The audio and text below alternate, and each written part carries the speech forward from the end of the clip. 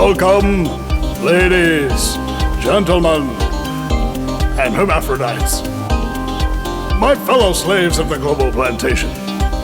The Vinny Eastwood Show is bad news. It's like the news, but so much worse. It's the lighter side of genocide. Just because we're being exterminated doesn't mean we can't enjoy it. Otherwise, what's the point of being killed? The Vinny Eastwood Show, where the only thing worse than living in a high-tech global police state run by child trafficking Satanists is Vinny's jokes.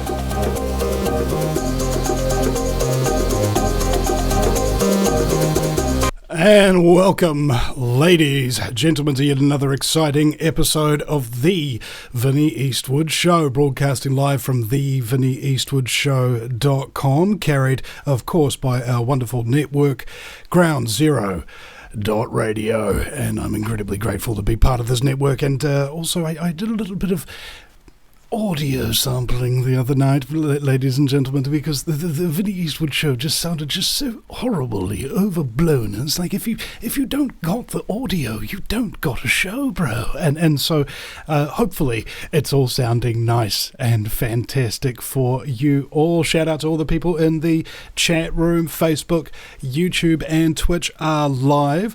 For those of you listening in New Zealand, we appear to be starting the show a little bit late, and let me explain something to you.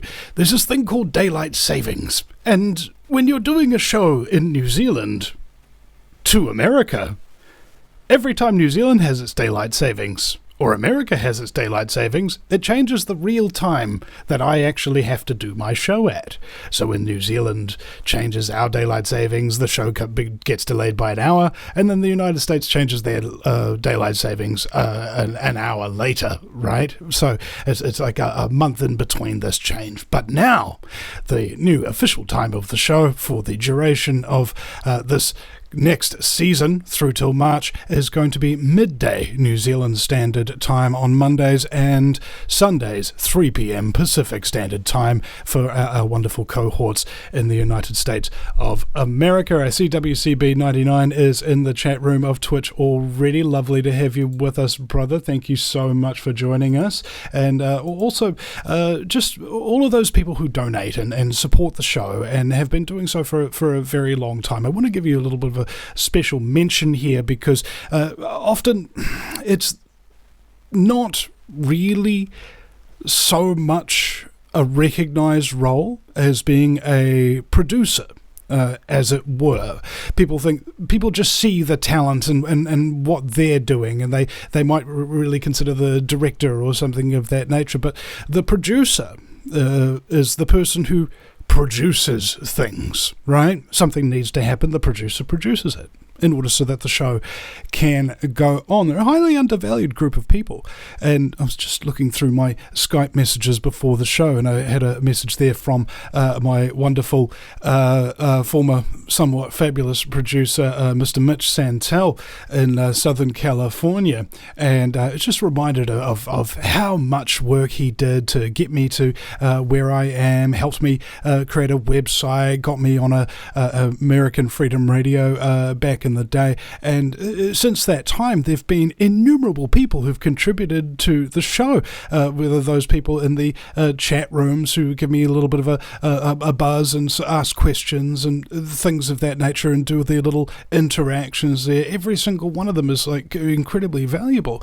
And there's all those financial contributors, people who pay my bills for me exactly when the bill is due. I don't have enough money yet, but when the bill actually needs to be paid, I've suddenly got enough.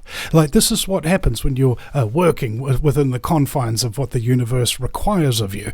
You don't have what you want when you want it, but you have what you need when you need it. And all of those of you who financially contributing may not realize just how much you have reduced the amount of anxiety and stress and uncertainty that people in this sphere normally experience. And I've been experiencing quite a bit of it of late due to a number of other things going in my life and filmmaking and so on and so forth.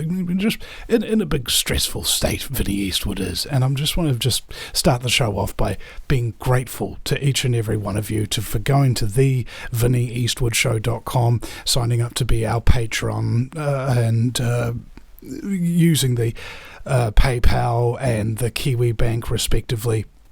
And those automatic payments help to pay those bills on a day-to-day and a week-to-week basis, especially when you're running out of butter and toilet paper for some reason simultaneously. Anyway, today I was supposed to have on Lauren Young, the Anarchy Girl, but we're having some massive technical issues with her Skype. She seems to be unable to connect with us. I've told her if she does eventually get this thing sorted, just call right in. We'll bring her in live. But for the moment, it's about how anarchists oppose the New World Order. What is an anarchist? They're somebody who doesn't want any rulers. They don't want anybody to be a master, and they don't want anybody to be a slave. It's the quintessence of freedom in general. And freedom's actually relatively important to me, because if you don't have it, you really don't have anything else worth having. Okay? It's all very well, I'm sure, for some of the people in this world to do what other people tell them to do, and to not have time to do the things that they are creatively wanting to do.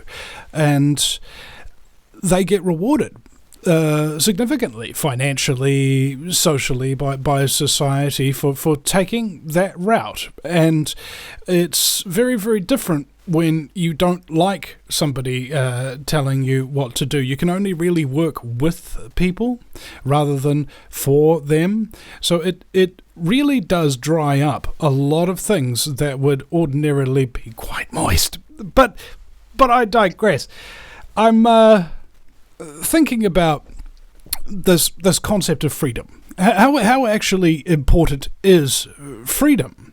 If you look at what they call society, which is you, me, everybody, right? We're all existing simultaneously together. We're co-creating reality, and we are suffering currently under probably one of the most surreptitious forms of sedition and scumbaggery that has actually ever existed on the planet. There hasn't been scumbaggery like this before, or at least in recorded history. Sometimes the scumbaggery is more overt and tyrannical, with swords and clubs being used to keep people in mind. But the kind of scumbaggery that we're dealing with currently is a mind control scumbaggery. Of course, this has been used in the past, with religion being used to control people, kings, queens, so on and so forth. They anoint themselves some kind of a title that makes people submit to them and makes that submission appear virtuous rather than cowardly or foolish or lazy or apathetic, right? Right? That's what we're dealing with right now. It's a confirmation that the individual is the supreme being. Okay? And I'm not talking about some kind of narcissistic, witchy type thing. Just take down to the brass tacks. You have a look at a forest. All right, a forest exists. You can say that that's true, right? Just like you could say that a government exists. Now, can you touch a forest? No, you can't. You can touch a tree, just like you can't touch a government. You could touch a government employee, right? It's because these things are, as J. Edward Griffin calls it, an abstraction. All right? You're taking one thing and you're grouping them together in an artificial psychological manner to make you think that this one thing is bigger than it actually is. And what that does is it promotes a collectivist mindset. What that, in effect, has on your perception is the perception that the collective is the only thing that really matters. What matters is this big government idea. What matters is this big forest idea. No, it doesn't. It comes down to the individual employees. It comes down to the individual trees. And if one of them is sick, that means the whole system is sick. We're dealing with an illness, all right? A mental illness, if you will, that is designed in a lab. And I'm not joking here. They actually have had lab tests. They've created technologies, psychological techniques, education programs, organizations, hierarchies, and various things that can be deployed either by themselves or successively. And what this has done to you, to me, to everybody, and I don't want to insult you here because this is not your fault. It's not my fault either. I didn't create the rules. I'm an idiot. And you're an idiot. All right? Sounds very insulting, isn't it? But I'm not doing it as an insult. Doing it just as a statement of fact. Not because we do foolish things or we're not terribly bright or something like that, but simply by comparison. If we had not had the poisons, the propaganda, the cultural misnomers, the religious mind control, etc., we'd all be way, way smarter than we currently are. And that means that we have to take a look at ourselves and just go, you know what? It's not my fault, but society has turned me into an idiot to a large degree. All the things that I could have done in a society that valued the individual, that valued raising people up in terms of their consciousness, was not available to me. We had the internet, when I was younger. We don't really have the internet anymore. We have a net that captures people, captures their minds. Shows like this, I scarcely believe that we'll be running for too much longer, principally because it might become illegal. And in countries like New Zealand, you can make things illegal retroactively, as happened to my counterparts, Counterspin Media in New Zealand, who posted a link to a documentary about the Christchurch Mosque Massacre, which held within it footage of the Christchurch Mosque Massacre. Now, that link that they'd posted was not under the reprimand of the Chief Censor's Office at that time. They added it a couple of days later. And then a couple of months later, a documentary called Fire and Fury was released, which was basically shameful propaganda against the various truth movement figures of New Zealand, Counterspin, of course, being the main ones featuring in that documentary. And soon thereafter, they were raided, and their tech guy was raided, and all their equipment was confiscated, and they've been going through court for months and months and months. Personally, myself and Billy TK, we went through 28 months, each of us, for ostensibly, if you have a look at the charges under the COVID-19 rules, we were guilty, and we were found guilty of standing within 2 meters of somebody else. All right, 28 months in court, guys. And this whole element that is basically coercing people. There's lots of people in New Zealand and lots of people around the world who are being persecuted, shunned, shadow banned, deplatformed, and demonetized, and so on and so forth, because of their stance, because of how they went about it. And as Maria West on the One Great Work Network said, she learned that when you go hard out against these people and try to attack them, they defend themselves and they destroy you. But if you are instead trying to help out those people who are its ostensive victims and things of that nature, it doesn't necessarily get you above the radar. Now, this is all wishful thinking, of course, because Maria and myself, and I think maybe everybody else in the truth movement has been wrong, either on a consistent basis or just on a regular basis, principally because we don't know what we're dealing with exactly. We've got pretty damn good idea that we're dealing with a highly technologically advanced group of black male satanic drug running kind of gun running propagandists mind controllers in their occult ceremonies and stuff like that. It's a big soup of stuff, and it takes you 10,000 hours to even get a handle on it in the first place. And most people are simply not willing, and even more people are simply not able to do that research. For two reasons. One, they're too distracted. They got too much entertainment in their lives designed to distract them from reality. Or two, they're actually not physically intelligent enough. They don't have the IQ that is big enough to be able to process large amounts of information and put it into a system in your head where you can understand where things connect and stuff of that nature.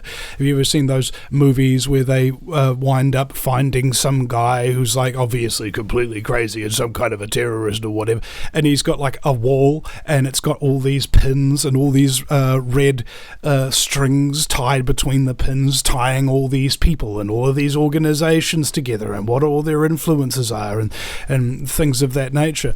That's how you actually work out how things work. That's throughputs, inputs, processing, output. Okay? That's how you get a working model of how things are working. Now, I'd like to say, Donna Lee and Tone Deaf, thank you so much for joining us in the YouTube chat there, and also Kiwi Radio NZ for joining us in the Twitch chat. And for those of you who are wanting to listen to this show, you can go to the VinnyEastwoodShow.com, and there's MP3s on the top tab of there where you can listen to the shows and things of that nature. It was very lovely. Ralphie from Kiwi Radio NZ did that all for me, and I'm incredibly grateful for his help and support, and to everyone. Now, Tone Deaf has come up with a thing. He doesn't have he doesn't have a low IQ. And you know, God bless you. That means you're capable of understanding the things that are being explained, because honestly, you do have to be reasonably intelligent to have any idea what's going on. Even any idea, even if it's even 1% of idea, you have to be reasonably bright. And it's difficult because as somebody who doesn't believe in masters and slaves and the systems of government and things of that nature, most people wonder what the alternative is. It's all they've ever known. You've only ever known state institutions brainwashing you. You've only ever known mass media corrupting you and coercing your conformity. You've only ever known NPC characters, these people who have limited responses, who don't know who they are, who don't operate with an independent mindset. They're simply programmed and just do what everybody is doing. That's what's problematic about this society. That's why I think a lot of people in this movement have a lot of fear, a lot of anxiety, justifiably so, because at any moment the government could issue a decree saying being somebody who thinks freedom in any way, shape or form is now an enemy of the state, and you should report your neighbours. And people will do it. Just like that. Immediately. They won't be able to help themselves. And then we're all going to education camps, you know, and the camps, things of that nature. Allegedly, these things are already being built. They've got a plan. We don't. And that means that they're going to win, because we've got no organised, unified front to resist them. Because any front that comes up, let's say Billy TK comes up, well, his party got infiltrated. They built his website for him and then took it away. They helped to build his database of donors for him and then stole that. And now Billy is struggling to survive.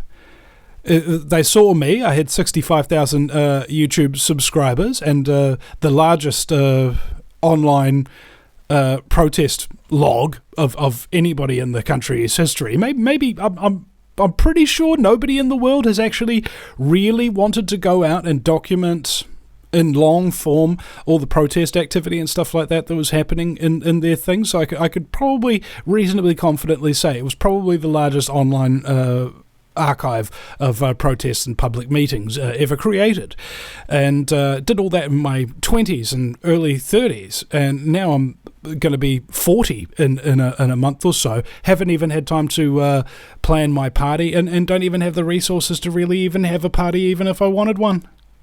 You see, that's what they do. They find the troublemakers and they neutralize them. And that's what will happen to you if you become to be successful. Isn't that depressing? You know, I've been feeling real sad lately, left out in the cold, as it were, by my fellow truth community and what have you. And it's just like, you know, when you're feeling incredibly depressed and it's very difficult to motivate yourself to do even basic things, like even making yourself a breakfast in the morning, or even getting out of bed becomes difficult. And that's what this system is designed to do. Just to destroy you. Make you a part of their machine. I'm a part of the machine that is not supposed to be there, a part of the machine that does not work anymore. And they're very successful at it because they've been doing it for quite some freaking time.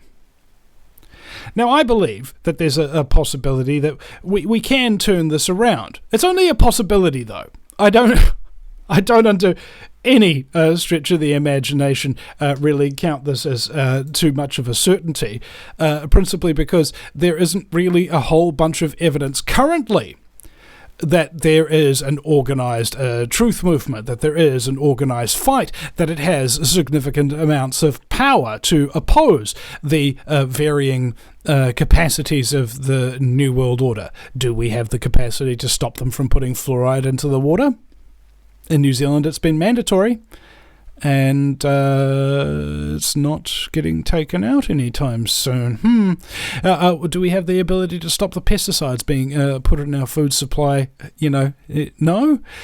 People will be like, oh, well, just grow your own food, or go organic or something like that. And you're like, okay, these are great solutions because they give you the independence to be able to learn how to grow your own food and provide for your family in that manner. And all you have to do is just quit earning money and going out and doing anything in any other way, shape or form just so that you can have good food, okay? Or spend more money than you got just in order to be able to get enough food and then not be able to do anything else. You see what they've done here? They've created a system that is so inescapable, all right? To resist it is to be beaten. That's basically the lesson of the truth movement. Have a look at myself and Billy TK at our protest on August 18th, 2021. There's a documentary on my website, The Day Democracy Died. If you go to the VinnyEastwoodShow.com and go and watch that, that was our warning to the people of New Zealand that now we are slaves, now we can't protest, now we can't do anything. The government has turned completely tyrannical, and now new methods of resistance beyond that of peaceful protest are going to be necessary if you want to make any progress. Did anybody who went down to the Wellington protest listen or view that example with any thought? Perhaps. They certainly weren't the organisers of that protest, and so that protest had hundreds of police officers roll into it with sound cannons and EMF weapons and pepper spray and riot shields. You know, they were up against old ladies, right? Who were holding hands and chanting peace and love for the most part. Like this was the most organised resistance that New Zealanders could muster, because of course this happened after the New Zealand government took everybody's guns, and then the person who allegedly did this shooting and what have you decided that he would plead guilty on the first day of lockdown, of course, when no media would be allowed to be there and report on it or question it. You see? You see how that works? They've got plans.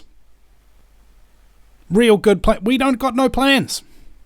The person who come up with probably the best plan that I've heard so far. Two of them really, and they oppose each other's views to a degree. But they're really in agreement. And this is something you'll find in the truth movement over and over again. People with opposing views who actually really agree. And you don't know why they're getting so uppity and so angry at each other, because you listen to what the points that they're making and they actually agree with each other. What are you doing, bro? All right, so I've got this idea that people can get along just so long as they agree to principles of interaction, and there's a lot of people in this movement, a lot of them, maybe even the majority of talk radio show hosts, YouTubers, I love the new term, influencer. I influence people and anti-influential, I don't like those labels and things of that nature, because it's just all new language that's coming up, what Orwell called new speak, where you change the language. You change it in such a way that those words that really mean something, that resonate, that have a frequency to them, that are really capable of describing exactly what you're dealing with. They want to get rid of those words. They want to dumb down the language so that nobody would actually be able to describe the very enemy that they're up against. How would you defeat an enemy you can't even describe, let alone oppose? You see? They've worked this system quite well. And as Jacqueline Gilderwell in the chat says, they have plans and people to just do as they are told. This is the cult of the order follower. All right, now, if you're not an order follower, you've got advantage over the order follower, really, because you're able to think independently, you're able to move in directions that maybe they wouldn't be able to predict or be able to respond to through a chain of command. This is a movie called Enemy of the State, where Gene Hackman's character is explaining to Will Smith's character that they have a system in place that is capable of picking out keywords from conversations that are happening from phone calls all across the United States and red flag them for analysis. And this was like in the 80s. All right, they were capable of doing this. Imagine the things they have now. This microphone that I've got right here in front of my face, that's sending out a signal online. They know what I'm saying. And of course, even when I'm offline, that microphone is probably still being used to surveil me. I've got microphones in these computer screens around me, and microphones on my phone, and so on and so forth. These things are running all the time with massive AI supercomputers, to the point where at one point I think the United States was experiencing brownouts. Okay, that's not a blackout, not the lights on, but the lights going dim and not being on quite as bright, and like shutting down and then coming back up and stuff like that. And the reason why that was happening is because the amount of energy that they had to use to just data store and all the information that they're mining off of everybody was so great that it was overwhelming the power grid of the United States. That's how much info they've got on us. They know you better than you know yourself. They know everything you've ever done, everything you've ever said, and can recall it and go back and look at it. Any one of us who immediately, like just the second we decide to do something that is even slightly effective and we start doing it, that we will be pinpointed, and then they will get all the information that they've ever gotten on us and then find out how to use that to take us out. All right, it's like we're our own worst enemies. We don't know tradecraft. There was this organization called Black Lives Matter. I'm not sure if you've heard of it, but there was a video that was put out of somebody trying to infiltrate this organization, and he noticed that this organization was using tradecraft. Tradecraft is the craft of the intelligence agencies, all right? As in, using burner phones, disguising themselves, going to secret locations and things of that nature, changing those locations at the last minute, so on and so forth. Anything they can do to stay ahead of surveillance and under the radar. Okay, where do you think the leaders of that organization learned it? They're trained, paid assets of the establishment. This is what we call astroturf.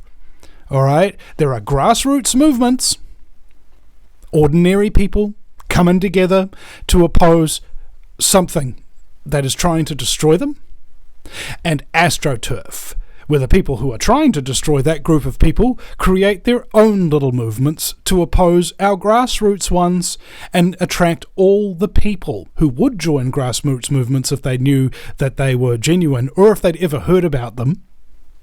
They instead join the astroturf organizations instead, and eventually they may, or may not, for that matter, recognize that the organizations that they're funding, the organizations that they're supporting, the organizations that are doing all these actions that are getting all this media hype and all this name and brand recognition are not genuine.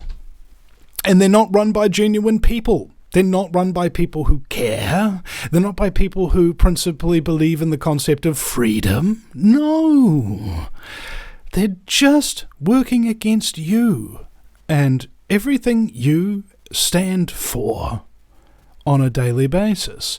This is why it's so confusing for people, because it's impossible. I say again, it's impossible to figure out who's really telling the truth in any given moment.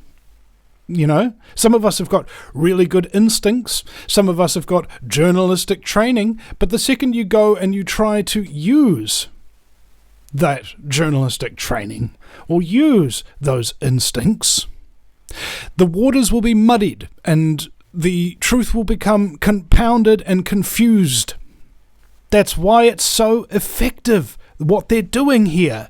The whole idea behind the creation of the Central Intelligence Agency, or formerly monikered the OSS before its name changed, is they had to sow confusion during World War II amongst their opponents. They'd do things like hijack a train car that was full of mail that was bound for Nazi high command. They'd open all those letters, rewrite little details, and then put the box back on the tracks and send it back in a long time to Nazi command. So they didn't know where their troops were. They thought the people down the hall were plotting against them. You see, they promoted so much confusion that the Nazi war machine, which was probably the most significant military force that had really ever been developed at that point in history, with the Blitzkrieg lightning war tactics and so on and so forth, they were practically helpless by comparison to what they could have been if they were organized, if they knew who to trust, if they knew what truth was. But they didn't, because their enemy deliberately sabotaged all of those efforts. Exactly the same way that our efforts to do the same thing are being sabotaged, because we are now the enemy. We are the enemy. Okay? And don't forget that. Society itself runs under the rules and dictates of these New World Order controllers. The New World Order controllers consider us an enemy. That means the general public considers us an enemy. And don't forget that, okay? Don't forget that. You're going to go out and you're going to try and save these people, and you'll be really shocked and surprised that they call the cops on you, that they snitch on you, that they assault you, that they sabotage and steal things from you. This has happened to me. Every time you go out to a protest, every time you go out in public and try to do any kind of quote-unquote real-world influencing, you are taking a significant risk. A big risk. And it's not like if you just sit at home and are broadcasting on the radio only that you're not still taking a risk. Yeah, you are. There is no safety in this movement. At any point, you could become successful and immediately become a threat. It's almost like it's a better idea to remain completely unsuccessful at what you're doing so that you stay below the radar so that nobody really knows who you are. But that's not how it works. We have to be successful. We have to be organised. And I'm simply not the kind of person, and maybe you're not either, capable of recognising this fact and doing something about it. Organising people is a matter of systems. There was this guy, Dr. Shiva, I forget his last name or whatever, but he's running for the president of the United States. And he says that what's happening with the establishment is that they are creating their own messiahs to placate the public into continuing to support the establishment. People like Trump, people like Elon Musk. These people aren't on your side. They may look like it from time to time, just so that you will still have that deniability. Right? When people have hope, that's a good thing. Even false hope, it is said. And these people, on the other hand, despite the fact that they might give you hope, right, in the political system that has betrayed you every single time it's been allowed to operate, mind you, that somehow it's just not going to work that way anymore. Because the right person did that. No! Don't you see? They've controlled the entire system, and if anybody starts to get above the parapet, it would, like, if they can deplatform Vinny Eastwood, if they can destroy the reputation of Billy DK, if they could deplatform Alex Jones and so on and so forth, how on earth are the rest of them getting away with it? Okay? It's not terribly difficult to figure out that the larger the movement you have, the less likely it is that you're genuine and on the level, because the shadow banning and things of that nature apparently just doesn't seem to work. It's because they're not targeting them. It's because they're not telling you the things that you really need to know. So, what do you really need to know if you want a society that doesn't have tyranny, that actually has freedom? Well, the founding fathers of the United States had a lot of thoughts on this, many of them true, some of them not quite so true.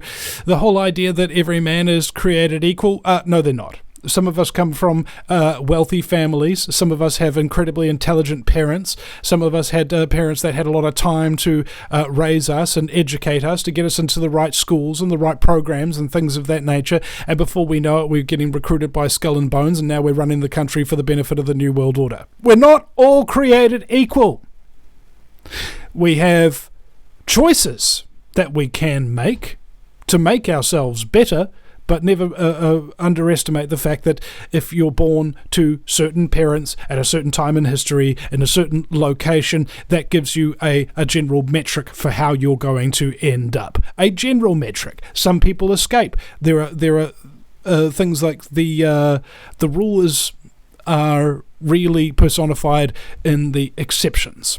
Okay, there's plenty of people who've come from broke-ass backgrounds, terrible upbringings and things of that nature, who've gone on to become very successful business people and are still very devout in their beliefs of being good to people, because they've seen the harm that what not doing good for people really brings about. All right, these are the people that we really want to be thinking about. People who have a track record, as Russell Malcolm told me one time ago, of self-sacrifice for the good of others. That's who your leaders are. Has Trump been around sacrificing himself, for the good of others? No. Has Elon? No? Okay. They're not people who have a track record that is appropriate for what you want to do out of leadership. Have a look at, say, for example, Dr. Rima Labo. What has she sacrificed, including her husband, General Bert Stubblebine, in the fight against the New World Order and all of their medical cartel BS. She's like an amazing lady. That's the kind of person you want to be one of your leaders, and she is. But of course, what's happened to her? Same thing that's happened to me. Just been kept out of the public eye to a large degree, even falling from great heights, as it were. So this is the thing that's very difficult to get a hold of in terms of getting your head around this, is that it is your independence. What are you doing about it? Not what I'm doing about it, not what he over there is doing about it, but what are you doing about it? I mean, and it's not that hard to do at least something about it. Have you stopped drinking fluoridated water? That's doing something about it. Have you stopped eating high fructose corn syrup? That's doing something about it. Have you got a hard line coming to your computer rather than Wi-Fi? That's doing something about it. There's a million things that you could be doing, and you can't do them all at once. You can't. There's too many things. And you can't just put too much pressure on yourself that you have to solve all the world's problems. You can't, because you didn't create them all. So it's not within your power to solve them all. However, by our passive acceptance of the wheel of progress of this juggernaut of New World Order-y scumbaggery, we have allowed this thing to happen. And therefore, the most forgotten word, or the forgotten word rather, according to Mark Passio, is no. Just start saying no, little bit by little bit, and do it in front of people too, so that they can see somebody saying no. You will inspire a lot of people. A number of people have come up to my presence and told me in person or even online that if it wasn't for me and Billy TK during the pandemic and so on and so forth, they would have committed suicide, or they would have gone nuts, or they don't know what they would have done. We helped them get through because we gave them hope. Hope is important. It allows people to keep on living, man. LIVRN. That's what's important. Your life. Because when you're alive, you can do practically anything. Practically anything with your time. You could choose to quit your job and start a local community garden. You could clean out your garage that's been, or your, I forget what the American term is for it. I believe they call it a garage too, don't they? What, a shed, a wardrobe, a kitchen. Doesn't matter where you are or what you're doing. Is it filthy? Is it disorganized? Get your shit together. You're up against people who have got trillions of dollars to bankroll slaves with guns, propagandists with broadcast networks, and things of that nature to fight against you. And you can't even keep your room clean. You're a sitting duck. That's the realization that we all got to come through. We are sitting ducks here. And unless we start flying away and start organizing ourselves first, and then organizing together and uniting second, then we're in trouble. We're already in trouble, but we're going to be even in worse trouble if we don't get our shit together. Right? In ways that it's unbelievable. It's unbelievable how much trouble we're in, and I don't even want to tell you how much trouble you're in specifically, because you might become so frightened by the reality. Okay? Just take my word for it. You don't want to know how bad things are. You may think that you know how bad things are, but it's probably 10 to 10,000 times worse than you could possibly imagine. And I'm saying this from experience. Every time I think I know how bad things are, they get infinitely worse in ways that are completely incomprehensible to me. And each time I begin to comprehend it just a little bit more, it gets even worse. It's like a fractal. The more you zoom into the problem, the more problems start coming out and just completely overwhelming you. My goodness! We're in a dangerous situation, life-threatening situation. Your kids won't be able to even have kids. all right?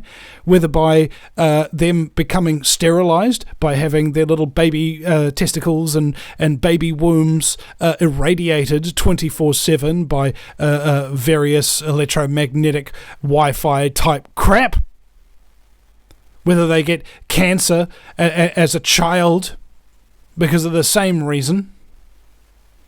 There's not going to be another generation, like, practically. That's why it's so important for all of us to do everything that we can right now. Everything to improve ourselves. Stop worrying about helping other people. If you don't have your shit together, don't help anybody else. All right, just go, no, sorry, mate, I'm working on me.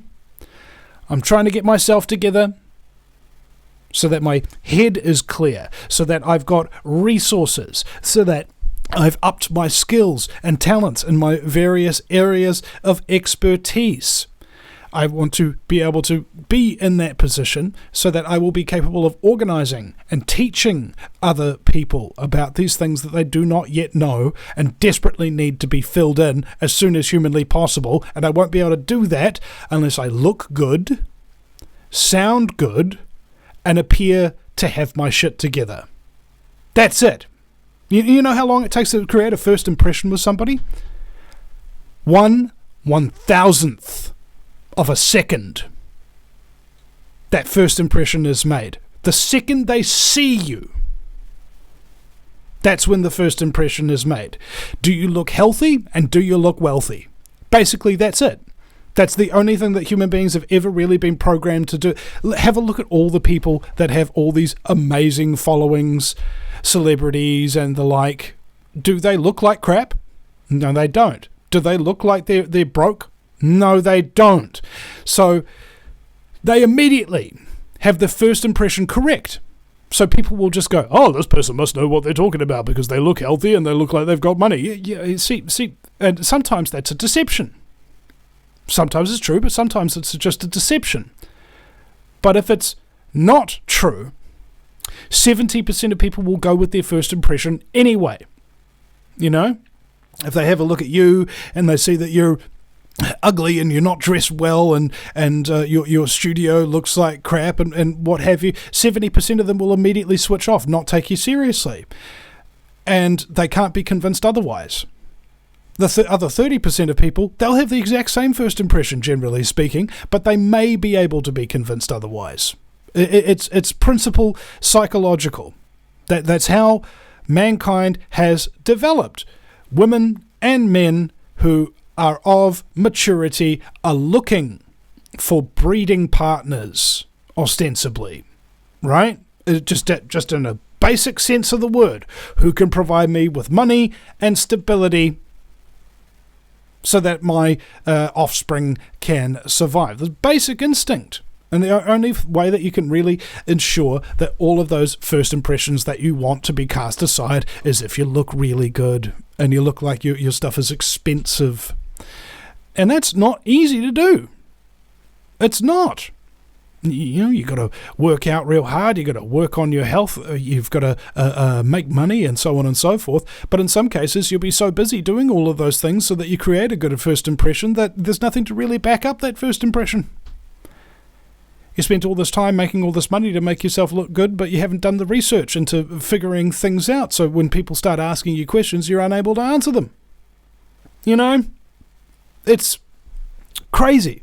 And it's so freaking difficult. But what is important, I think, coming up with this realization, is at least knowing why we're failing as a truth movement. Most of us are over 40. All right, there are very few young people in this movement because they've all been hijacked by the education system to believe in collectivism, communism, technically technocracy. All right, that's what everybody really believes in. If they don't have a word for it, that's the word. Technocracy. That technology is going to rule their lives.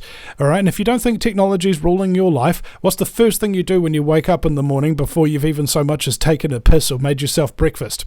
You look at your phone, don't you? What's the definition of a cyborg? A cyborg is an organic life form that cannot survive and cannot operate ordinarily without technology. Did you know you were a cyborg? I didn't when I first heard the definition of that term, but that's what we are.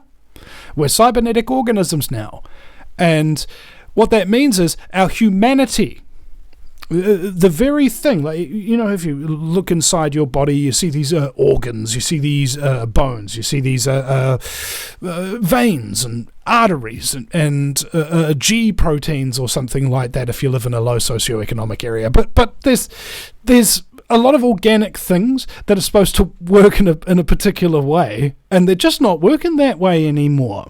And people wonder why there's massive depression going around, massive anxiety, and people committing suicide, and people getting obese, and people coming up with massive mental disorders, and poverty strickenness, and dependencies, and basically it's a completely insane manner for an organic life form to be completely controlled and constrained and need the survival of their bodies and their minds to be dictated by technology. Now, this isn't to say that you don't need technology in order to survive. Even ancient man knew this when they created blades out of stones and things of that nature in order to cut things like animal flesh or vegetables, just so that they could eat them. Technology is supposed to be a means for us to be able to survive in an easier fashion. But it's a double-edged sword, because now society is so easy to survive in that people interpret it as being really hard. Isn't that interesting? You know, you hear people who are just like, oh, I wouldn't want to bring a child into this world, you know, it's just too horrible. It's like, bitch, you've got Uber Eats. Okay?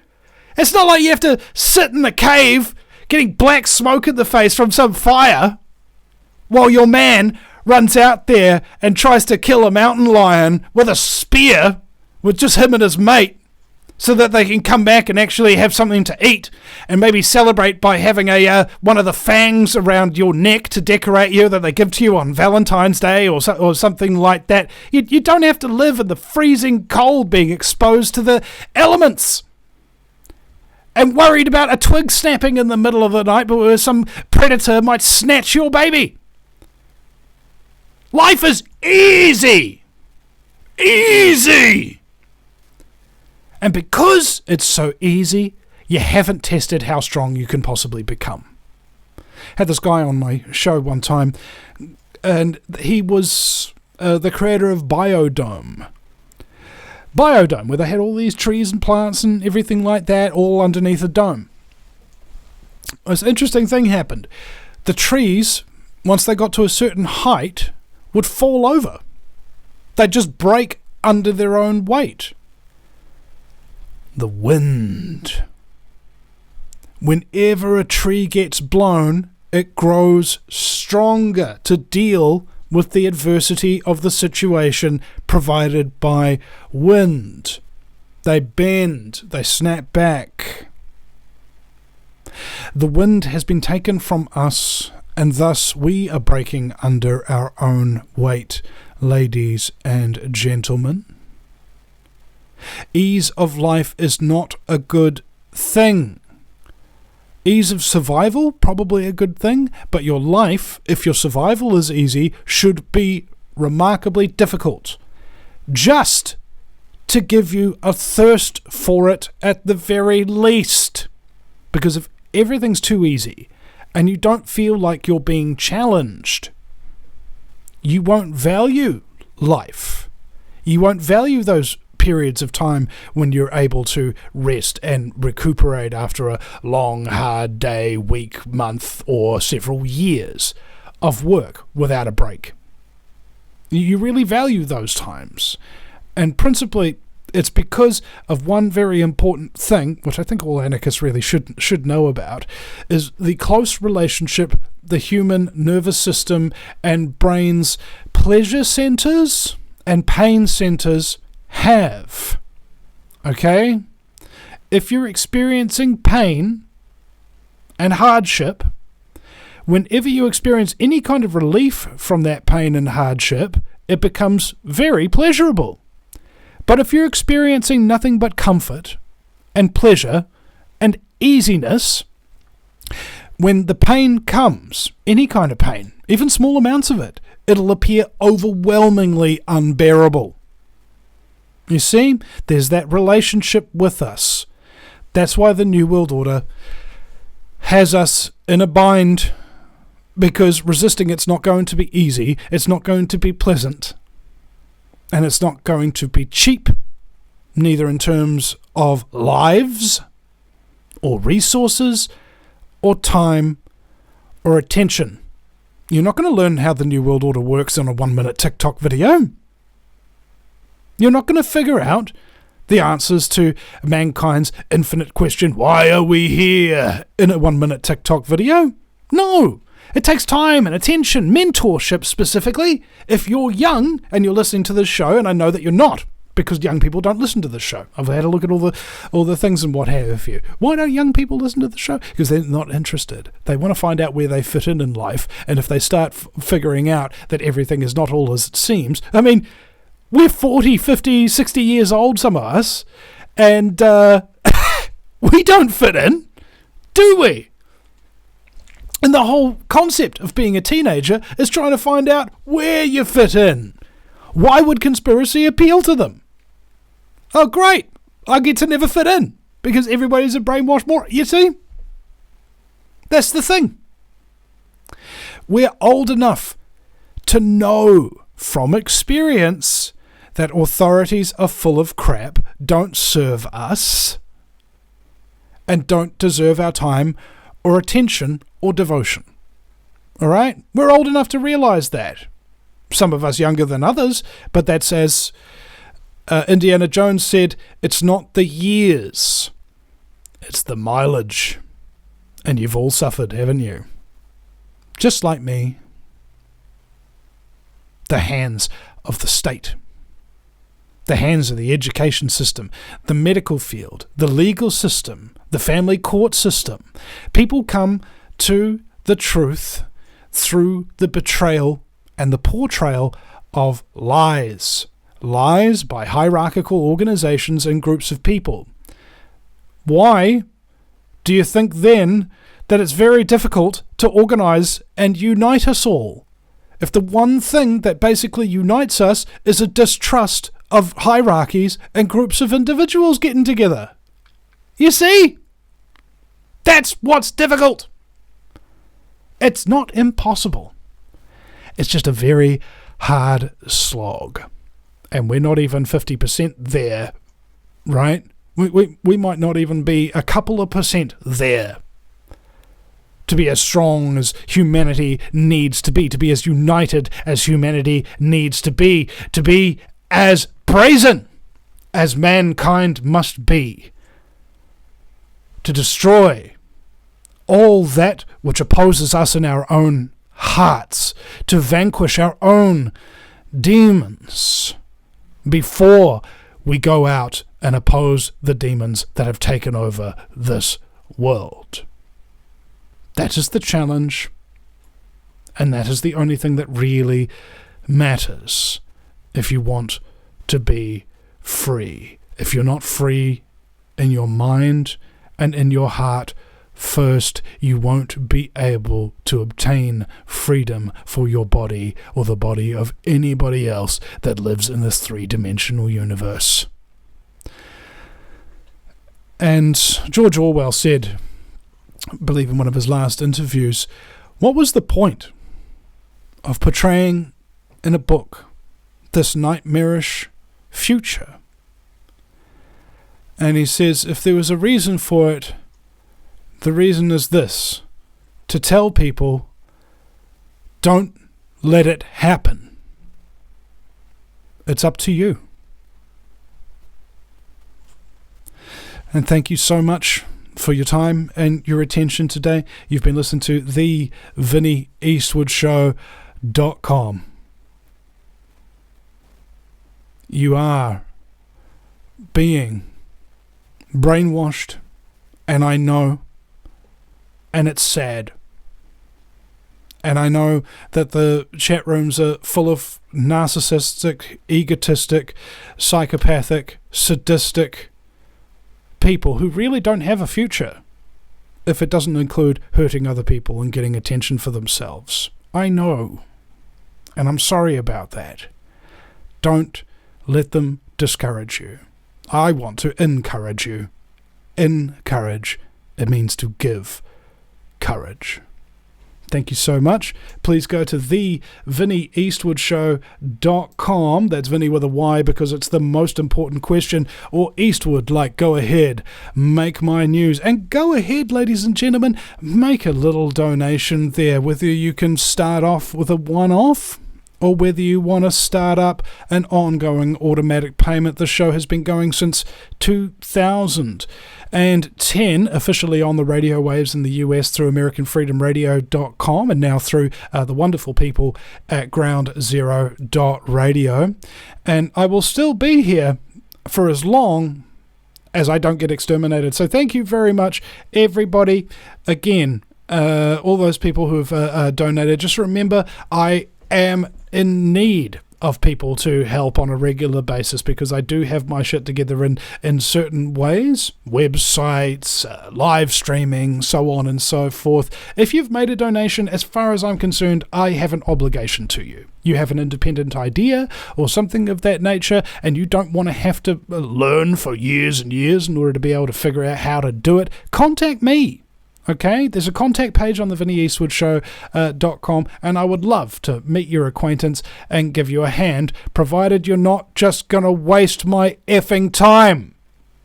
If you're just going to waste time, and you're not going to okay, Vinny, this is what I want to do, how do I do it? Okay, well, let's start up a call, and you do this, you point on this, you click that, and you drag this in there, you type this in, and so on and so forth. If you're not ready to do that, don't bother. Okay? You're wasting my frickin' time. If you're a donor, I am grateful to you, and I want you to contact me regardless, just so I can thank you in person, have a conversation with you. We're all going through crap, and I know that almost every single time I've had a conversation with somebody who's been listening to this show, they've enjoyed it, and it's given them a high, and they feel better about it. I like doing that for people, even if it drains me. I still can give my energy to people who really needed it right then and there. So be aware that this is how things work. Don't talk yourself out of things. Don't say, oh, Vinny's going to be too busy or whatever. Okay, fine, there you go. I'm too busy. Oh, Vinny will be able to give me at least about 5 minutes of my time. Okay, there you go. Here's 5 minutes. You see? Don't talk yourself out of it. That's how I got such great guests on the show over the years. David Icke and Mark Passio together. Best show I've ever done. I don't think I'll ever frickin' top that, frankly. I can die happy because I did that show. And it was the best show, forever. Nobody has ever gotten these two together. I did. You know how I did that? I asked them. That's all you got to do, guys. You want something? Ask for it, and it shall be received. Thank you so much, guys. We'll see you again next time at the VinnyEastwoodShow.com. Gentlemen, I've brought you here to discuss the Eastwood problem. It may be necessary to penetrate the Vinny Eastwood Show. The Vinny Eastwood Show. Yeah, that's what I said. Well, I've been working on a new Vinny scene. I think that might be the kind of penetration we need. The Vinny Eastwood Show. Sundays, 3 p.m. Pacific Standard Time. Live on Ground Zero Radio. Welcome, ladies, gentlemen, and hermaphrodites. My fellow slaves of the global plantation. The Vinny Eastwood Show is bad news. It's like the news, but so much worse. It's the lighter side of genocide. Just because we're being exterminated doesn't mean we can't enjoy it. Otherwise, what's the point of being killed? The Vinny Eastwood Show, where the only thing worse than living in a high-tech global police state run by child trafficking Satanists is Vinny's jokes.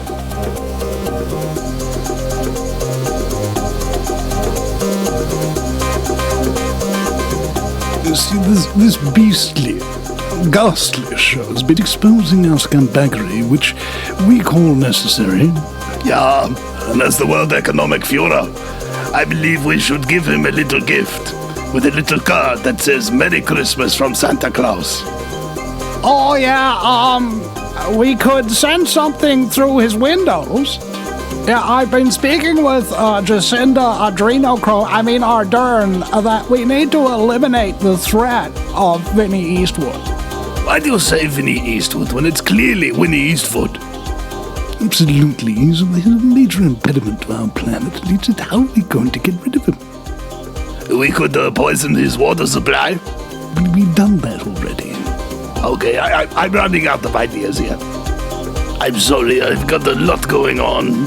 Klaus Schwab Jr. telling people that I'm some evil overlord. Oh, that's just not true. You see, we're lifetime actors. Yes, we play the role, don't we? But I am still glad, even if I am not really the overlord, that I have penetrated all the cabinets of the world. Penetration is big for me. Oh, it's big for me, too. I wouldn't be me if it weren't for the copious quantities of penetration. Yeah, so thank God my mother's out of the way. Otherwise I never would have been king. Just keep to go on and on. You know, the stress of dealing with this Vinny Eastwood problem is probably what killed her. I mean, she was a very young 96, wasn't she?